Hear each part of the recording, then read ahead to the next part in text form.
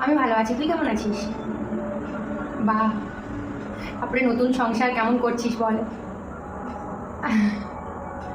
হ্যাঁ, যাক, সংসারটাকে নিজের করে আপন করে নিতে পেরেছিস তো?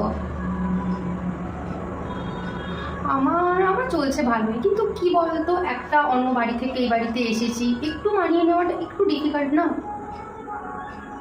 এমনি হয়তো সব ভালো, আমার শাশুড়ি মা শ্বশুর মশাই দুজনেই খুব ভালো। হ্যাঁ, ওইটাই হচ্ছে ব্যাপার।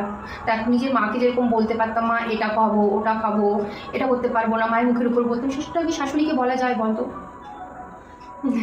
যেমন দেখ না, আমার এখন যেমন খুব হচ্ছে মুড়ি খেতে ইচ্ছা করছে, রোজ কি বলতো ম্যাগি চাউমিন খাই, ভালো লাগছে না, একঘেয়েমি হয়ে গেছে খাওয়াটা।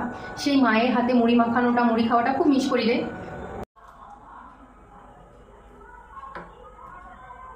আচ্ছা, বৌমার মুড়ি খেতে ইচ্ছা যাচ্ছে। বৌমা আমি শাশুড়ি তো, ওই জন্য বলতে পারছে না। ঠিক আছে, দেখছি।